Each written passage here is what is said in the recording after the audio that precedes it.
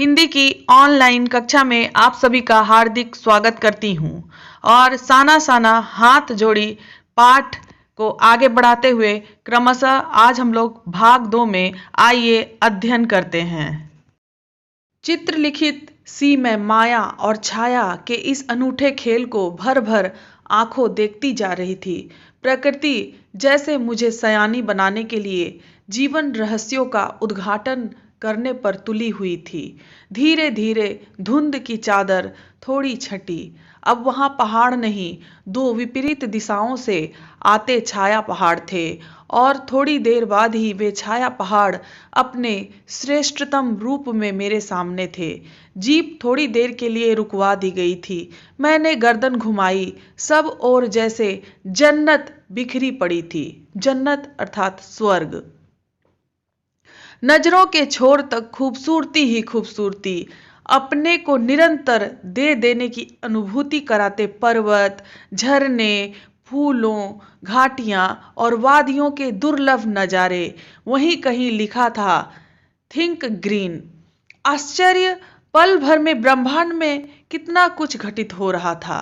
सतत प्रवाहमान झरने, नीचे वेग से बहती तीस्ता नदी, सामने उठती धुंध, ऊपर मंडराते आवारा बादल, मंदिम मंदिम हवा में हिलोरे लेते प्रियुता और रूडेंड्रो के फूल, सब अपनी अपनी लय, तान और प्रवाह में बहते हुए। चेरेवीती चेरेवीती और समय के इसी सतत प्रवाह में तिनके सा बहता हमारा वजूद। चेरेवीती चेरेवीती अर्थात चलते रहो और वजूद अर्थात अस्तित्व। पहली बार एहसास हुआ जीवन का आनंद है यही चलायमान सौंदर्य। संपूर्णता के उन क्षणों में मन इस बिखरे सौंदर्य के इस कदर एकात्म हो रहा था कि भीतर बाहर की रेखा मिट गई थी। आत्मा की सारी खिड़कियां खुलने लगी थी। मैं सचमुच ईश्वर के निकट थी। सुबह सीखी प्रार्थना फिर होठों को छूने लगी थी। साना साना हाथ जोड़ी कि तभी वह अतीन्द्रिय संसार खंड खंड हो गया। वह महाभाव सूखी टहनी सा टूट गया। दरअसल मंत्रमुग्ध सी मैं तंद्रिल अवस्था में ही थोड़ी दूर तक निकल आई थी कि अचानक पांवों पर ब्रेक सी लगी, जैसे समाधिस्त्व भाव में नृत्य करती किसी आत्मलीन नृत्यांगना के नूपुर अचानक टूट गए हों। मैंने देखा इस अद्वितीय सौंदर्य से निरपेक्ष कुछ पहाड़ी औरतें पत्थरों पर बैठी पत्थर तोड़ रही थी। गूथे आटे सी कोमल काया पर हाथों में कुदाल और हथौड़े, कईयों के पीठ पर बंधी डोको अर्थात बड़ी टोकरी में उनके बच्चे भी बंधे हुए थे। कुछ कुदाल को भरपूर ताकत के साथ जमीन पर मार रही थी। इतने स्वर्गीय सौंदर्य, नदी, फूलों, वादियों और झरनों के बीच भूख, मौत, दैन्य और जिंदा रहने की यह जंग। मातृत्व और श्रम साधना साथ साथ वहीं पर खड़े BRO बोर्ड रोड ऑर्गेनाइजेशन के एक कर्मचारी से पूछा मैंने, यह क्या हो रहा है? उसने चुहलबाजी के अंदाज में बताया, जिन रास्तों से गुजरते हुए आप हिम शिखरों से टक्कर लेने जा रही हैं, उन्हीं रास्तों को ये पहाड़ीने चौड़ा बना रही हैं। बड़ा खतरनाक कार्य होगा यह, मेरे मुंह से अकस्मात निकला। वह संजीदा हो गया। कहने लगा, पिछले महीने तो एक की जान भी चली गई थी। बड़ा दुस्साध्य कार्य है पहाड़ों पर रास्ता बनाना। पहले डायनामाइट से चट्टानों को उड़ा दिया जाता है, फिर बड़े बड़े पत्थरों को तोड़ मोड़ कर एक आकार के छोटे छोटे पत्थरों में बदला जाता है, फिर बड़े से जाले में उन्हें लंबी पट्टी की तरह बिठाकर कटे रास्तों पर बाड़े की तरह लगाया जाता है। जरा सी चूक और सीधा पाताल प्रवेश। और तभी मुझे ध्यान आया, इन्हीं रास्तों पर एक जगह सिक्किम सरकार का बोर्ड लगा था, जिस पर बड़े बड़े अक्षरों में लिखा था, ever wondered who defined death to build these roads. आप ताज्जुब करेंगे, पर इन रास्तों को बनाने में लोगों ने मौत को झुठलाया है। एकाएक मेरा मानसिक चैनल बदला, मन पीछे घूम गया। इसी प्रकार एक बार पलामू और गुमला के जंगलों में देखा था, पीठ पर बच्चे को कपड़े से बांधकर पत्तों की तलाश में वन वन डोलती आदिवासी युवतियां। उन आदिवासी युवतियों के फूले हुए पांव और इन पत्थर तोड़ती पहाड़िनों के हाथों में पड़े ठाडे एक ही कहानी कह रहे थे। ठाडे अर्थात पत्थर तोड़ने के क्रम में हाथों में जो निशान बन जाते हैं, उन्हें कहा जाता है कि आम जिंदगियों की कहानी हर जगह एक सी है। सारी मलाई एक तरफ, सारे आंसू, अभाव, यातना और वंचना एक तरफ। और तभी मेरी सहयात्री मणि और जीतेन मुझे खोजते खोजते वहां तक आ गए थे। मुझे गमगीन देख जीतेन कहने लगा, मैडम, ये मेरे देश की आम जनता है, इन्हें तो आप कहीं भी देख लेंगी। आप इन्हें नहीं, पहाड़ों की सुंदरता को देखिए जिसके लिए आप इतने पैसे खर्च करके आई हैं। तो यहाँ पर जब लेखिका वहाँ की पहाड़ी महिलाओं को जब श्रम करते हुए देखती है, अपने पीठ में बच्चों को लाद कर वो पत्थर तोड़ने का काम करती है, वो सड़क निर्माण का कार्य करती है, तब जो गाइड है जीतेन, वो लेखिका को कहते हैं कि आप यहाँ की प्राकृतिक सुंदरता को देखिए, क्योंकि आप इतना खर्च करके यहाँ घूमने आई हैं, आप यहाँ की आम जनता को मत देखिए, इसे तो आप हर जगह देख सकती हैं, आप यहाँ की सुंदरता का आनंद लीजिए। ये देश की आम जनता ही नहीं, जीवन का प्रति संतुलन भी है। ये वेस्ट एट रिपेइंग है। वेस्ट एट रिपेइंग अर्थात कम में ज्यादा देना। कितना कम लेकर ये समाज को कितना अधिक वापस लौटा देती हैं। मन ही मन सोचा मैंने, हम वापस जीप की ओर मुड़ने लगे कि तभी मैंने देखा वे श्रम सुंदरियां किसी बात पर इस कदर खिलखिला कर हंस पड़ी थी कि जीवन लहरा उठा था और वह सारा खंडहर ताजमहल बन गया था। जरा भी संतुलन बिगड़े, इंच भर भी जीप इधर उधर खिसके तो हम सीधे घाटियों में। इन रास्तों पर जगह जगह लिखी चेतावनियां भी हमें खतरों के प्रति सजग कर रही थी। सामने ही लिखा था, धीरे चलाएं, घर में बच्चे आपका इंतजार कर रहे हैं। थोड़ा और आगे बढ़े कि फिर एक चेतावनी, we care, man enter around. पर हमें नरभक्षी जानवर नहीं, दूध देने वाले याक दिखे, काले काले ढेर सारे याक, पहाड़ों पर गिरती बर्फ से प्राकृतिक ढंग से रक्षा करने वाले घने घने बालों वाले याक। सूरज ढलने लगा था। हमने देखा कुछ पहाड़ी औरतें गायों को चराकर वापस लौट रही थी। कुछ के सिर पर लकड़ियों की भारी भरकम गट्ठर थे। ऊपर आसमान पर धुंध और बादलों से घिरा हुआ था। उतरती संध्या में जीप अब चाय के बागानों से गुजर रही थी कि फिर एक दृश्य ने मुझे खींचा। नीचे चाय के हरे भरे बागानों में कई युवतियां बोकू पहने, बोकू अर्थात सिक्कमी परिधान, चाय की पत्तियां तोड़ रही थी। नदी की तरह उफान लेता उनका यौवन और श्रम से दमकता गुलाबी चेहरा। एक युवती ने चटक लाल रंग का बोकू पहन रखा था। सघन हरियाली के बीच चटक लाल रंग डूबते सूरज की स्वर्णिम और सात्विक आभा में कुछ इस कदर इंद्रधनुषी छटा बिखेर रहा था कि मंत्र मुग्ध सी मैं चीख पड़ी थी। इतना अधिक सौंदर्य मेरे लिए असह्य था। यूमथांग पहुंचने के लिए हमें रात भर लायुंग में पड़ाव लेना था। गगनचुंबी पहाड़ों के तल से सांस लेती एक नन्ही सी शांत बस्ती लायुंग। सारी दौड़ धूप से दूर जिंदगी जहां निश्चिंत सो रही थी, उसी लायुंग में हम ठहरे थे। तिस्ता नदी के तीर पर बसे लकड़ी के एक छोटे से घर में मुंह हाथ धोकर मैं तुरंत ही तिस्ता नदी के किनारे बिखरे पत्थरों पर बैठ गई थी। सामने बहुत ऊपर से बहता झरना नीचे कलकल बहती तिस्ता में मिल रहा था। मंदिम मंदिम हवा बह रही थी। मंदिम मंदिम अर्थात धीरे धीरे। पेड़ पौधे झूम रहे थे।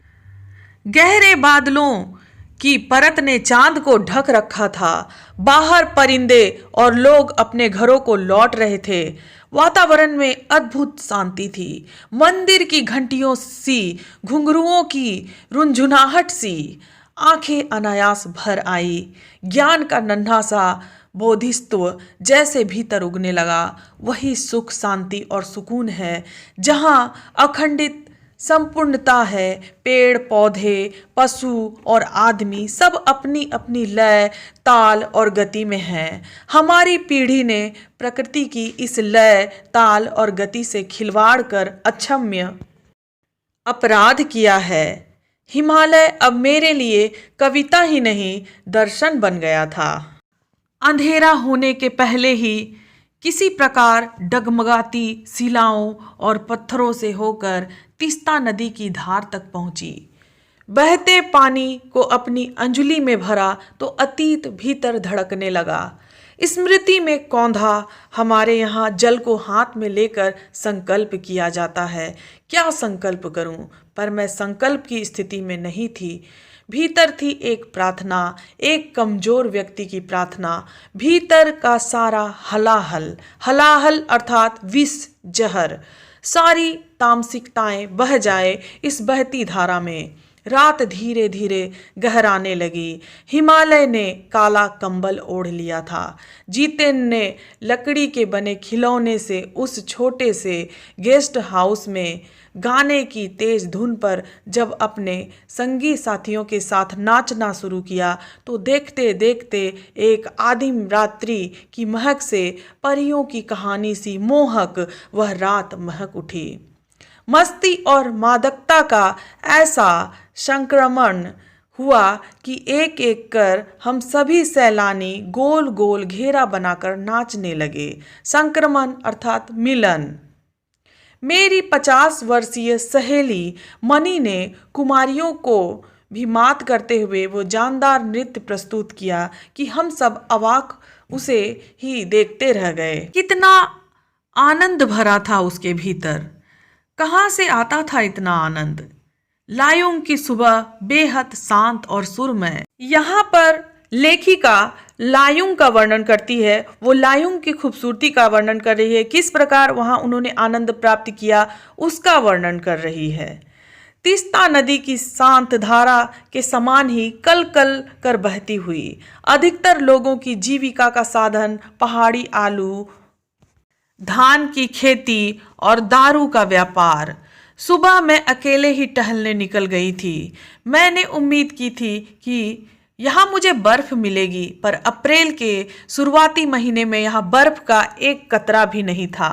यद्यपि हम सी लेवल से 14,000 फीट की ऊंचाई पर थे। मैं बर्फ देखने के लिए बेचैन थी। हम मैदानों में आए लोगों के लिए बर्फ से ढके पहाड़ किसी जन्नत से कम नहीं होते। वहीं पर घूमते हुए एक सिक्किम नवयुवक ने मुझे बताया कि प्रदूषण के चलते स्नोफॉल लगातार कम होती जा रही है, पर यदि मैं कटाओ चली जाऊं तो मुझे वहां सर्दिया बर्फ मिल जाएगी। कटाओ यानी भारत का स्विट्जरलैंड। कटाओ जो कि अभी तक टूरिस्ट स्पॉट नहीं बनने के कारण सुर्खियों में नहीं आया था और अपने प्राकृतिक स्वरूप में था। कटाओ जो लायुंग से 500 फीट ऊंचाई पर था और करीब 2 घंटे का सफर था। वह नवयुवक मुझसे बतिया रहा था और उसकी घरवाली अपने छोटे से लकड़ी के घर के बाहर हमें उत्सुकता पूर्वक देख रही थी। तभी गाय ने आकर बाहर थैले में रखा उसका महुआ गुड़ुप कर लिया था। गुड़ुप अर्थात निगल लिया था। मीठी झिड़कियां देकर उसने गाय को भगा दिया था। उम्मीद, आवेश और उत्तेजना के साथ अब हमारा सफर कटाओ की ओर। कटाओ का रास्ता और खतरनाक था और उस पर धुंध और बारिश। जीते लगभग अंदाज से गाड़ी चला रहा था। पहाड़, पेड़, आकाश, घाटियां, सब पर बादलों की परत। सब कुछ बादलमय। बादलों को चीर कर निकलती हमारी जीप। खतरनाक रास्तों के एहसास ने हमें मौन कर दिया था और उस पर बारिश। एक चूक और सब खलास। सांस रोके हम धुंध और फिसलन भरे रास्ते पर संभल संभल कर आगे बढ़ती जीप को देख रहे थे। हमारी सांस लेने की आवाज़ों के सिवाय आसपास जीवन का कोई पता नहीं था। फिर नजर पड़ी बड़े बड़े शब्दों में लिखी एक चेतावनी पर, if you are married divorce speed. थोड़ी ही दूर आगे बढ़े कि फिर एक चेतावनी, दुर्घटना से देर भली, सावधानी से मौत टली। करीब आधे रास्ते बाद धुंध छटी और साथ ही सृष्टि और हमारे बीच फैला सन्नाटा भी हटा। नार्गे उत्साहित होकर कहने लगा, कटाओ हिंदुस्तान का स्विट्जरलैंड है। मेरी सहेली मणि स्विट्जरलैंड घूम आई थी। उसने तुरंत प्रतिवाद किया, नहीं, स्विट्जरलैंड भी इतनी ऊंचाई पर नहीं है और ना ही इतना सुंदर। अर्थात यहाँ पर लेखिका और उनकी जो मित्र थी वो उस सुंदरता को देखकर इतनी मंत्रमुग्ध हो गई कि वह कहती है कि स्विट्जरलैंड से भी सुंदर है कटाओ। हम कटाओ के करीब आ रहे थे क्योंकि दूर से ही बर्फ से ढके पहाड़ दिखने लगे थे। पास में जो पर्वत थे वे आधे हरे काले दिख रहे थे। लग रहा था कि जैसे किसी ने इन पहाड़ों पर पाउडर छिड़क दिया हो। कहीं पाउडर बची रह गई हो और कहीं वह धूप में बह गई हो। नार्गे ने उत्तेजित होकर कहा, देखिए एकदम ताज़ा बर्फ है, लगता है रात में गिरी है यह बर्फ। थोड़ा और आगे बढ़ने पर अब हमें पूरी तरह बर्फ से ढके पहाड़ दिख रहे थे, साबुन के झाग की तरह सब और गिरी हुई बर्फ। मैं जीप की खिड़की से मुंडी निकाल निकाल कर दूर दूर तक देख रही थी। चांदी से चमकते पहाड़, मुंडी अर्थात सर, माथा। एकाएक जीतेन ने पूछा, कैसा लग रहा है? मैंने जवाब दिया, राम रोछो। राम रोछो अर्थात अच्छा है। वह उछल पड़ा, अरे यह नेपाली बोली कहाँ से सीखी? अपनी भाषा के गर्व से उसकी आंखें चमक उठी, चेहरा इतराने लगा और तभी किसी चमत्कार की तरह हल्की हल्की बर्फ एकदम महीन महीन मोती की तरह गिरने लगी। तिमरो माया सेंधे मलाई सताउंच, तुम्हारा प्यार मुझे सदैव रुलाता है। चहु ओर बिखरी यह बर्फीली सुंदरता जीतेन के मन पर भी थाप लगाने लगी थी। प्रेम की झील में तैरते हुए झूम झूम गाने लगा था वह। हम सभी सैलानी अब जीप से उतरकर बर्फ पर कूदने लगे थे। यहाँ बर्फ सर्वाधिक थी, घुटनों तक नरम नरम बर्फ। ऊपर आसमान और बर्फ से ढके पहाड़ एक हो रहे थे।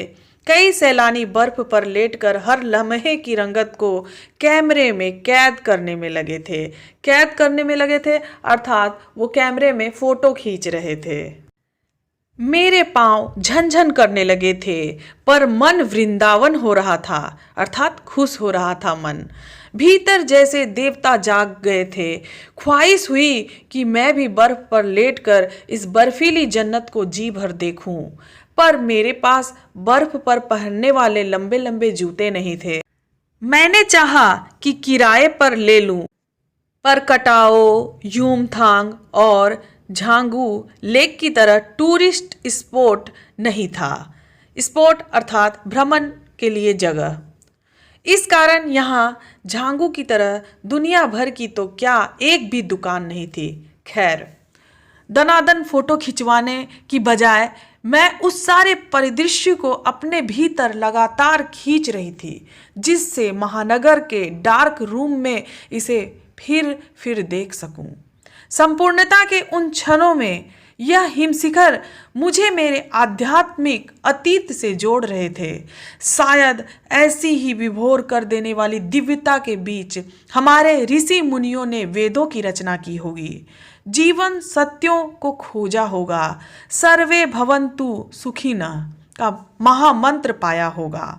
अंतिम संपूर्णता का प्रतीक वह सौंदर्य ऐसा कि बड़े से बड़ा अपराधी भी इसे देख ले तो क्षणों के लिए ही सही करुणा का अवतार बुद्ध बन जाए।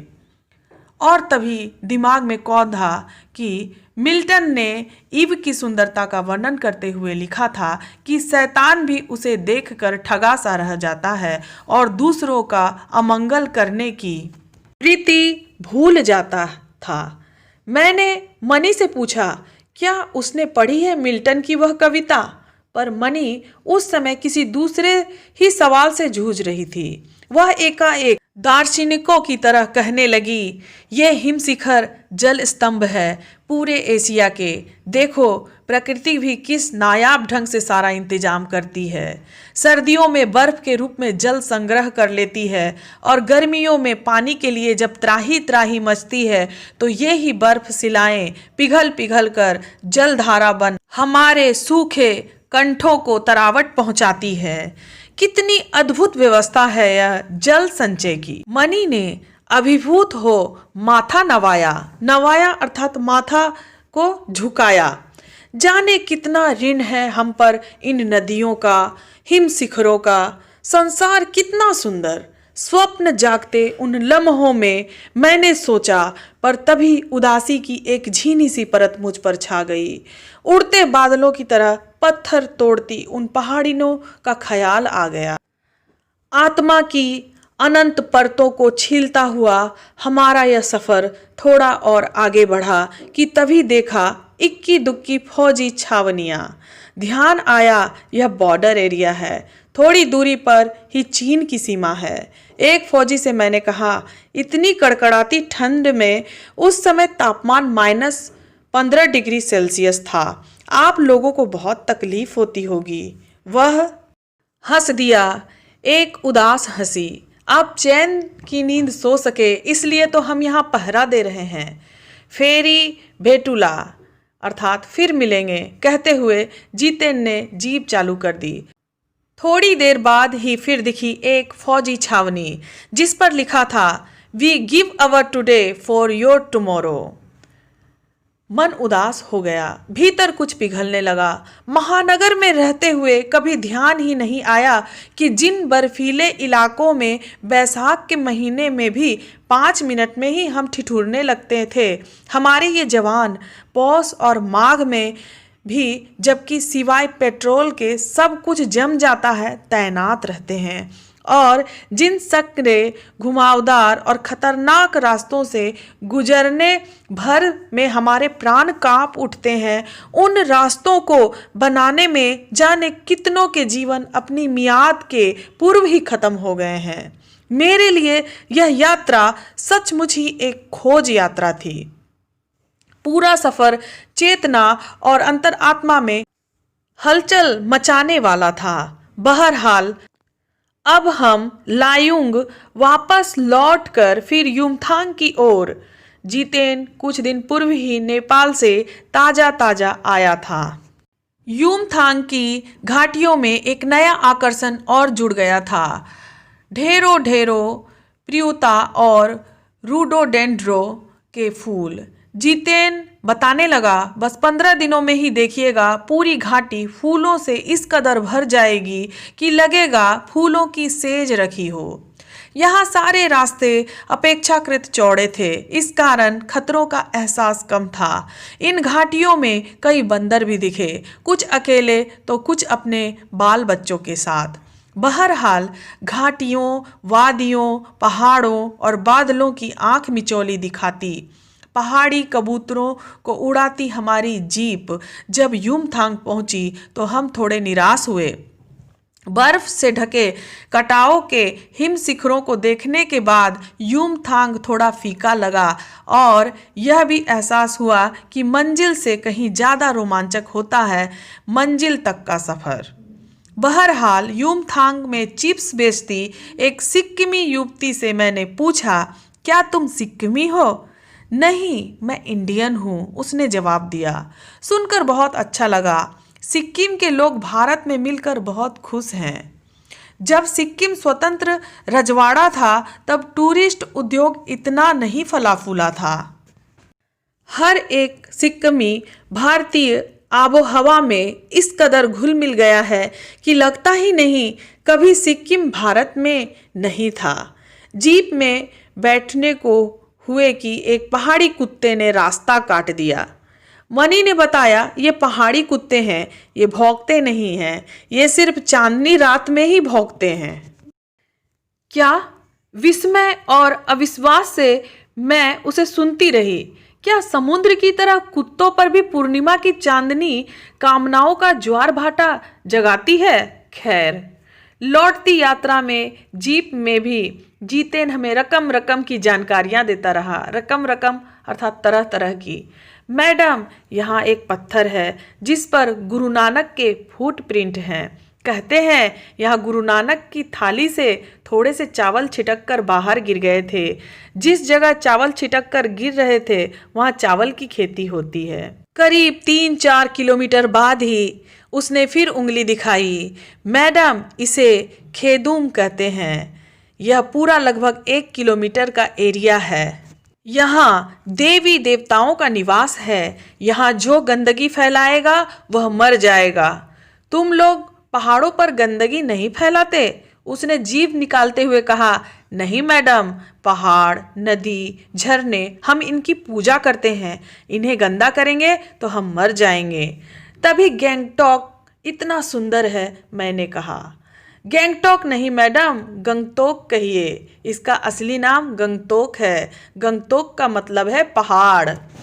मैं कुछ पूछती कि वह फिर चालू हो गया। मैडम, युमथांग भी पहले टूरिस्ट स्पॉट नहीं था। यह तो सिक्किम जब भारत में मिला उसके भी कई वर्षों बाद भारतीय आर्मी के कप्तान शेखर दत्ता के दिमाग में आया कि यहाँ सिर्फ फौजियों को रख कर क्या होगा, घाटियों के बीच रास्ते निकालकर इसे टूरिस्ट स्पॉट बनाया जा सकता है। आप देखिए, अभी भी रास्ते बन रहे हैं। हाँ, रास्ते अभी भी बन रहे हैं। नए नए स्थानों की खोज अभी भी जारी है। शायद मनुष्य की इसी असमाप्त खोज का नाम सौंदर्य है। मन ही मन मैं कहती हूँ। जीप आगे बढ़ने लगती है। इस प्रकार से हम लोग देखते हैं कि इस पाठ में लेखिका मधु कंकरिया ने अपने जो भ्रमण पर गई थी, सिक्किम की यात्रा पर जब वो गई थी और वहाँ पर किस प्रकार उन्होंने वहाँ की प्राकृतिक सौंदर्य का आनंद लिया, उसको बहुत ही सहजता के साथ इस पाठ के माध्यम से हमें दिखाती हैं और प्रेरणा देने का प्रयास करती हैं। तो आशा है बच्चों, आप लोग इस पाठ को समझे होंगे। धन्यवाद।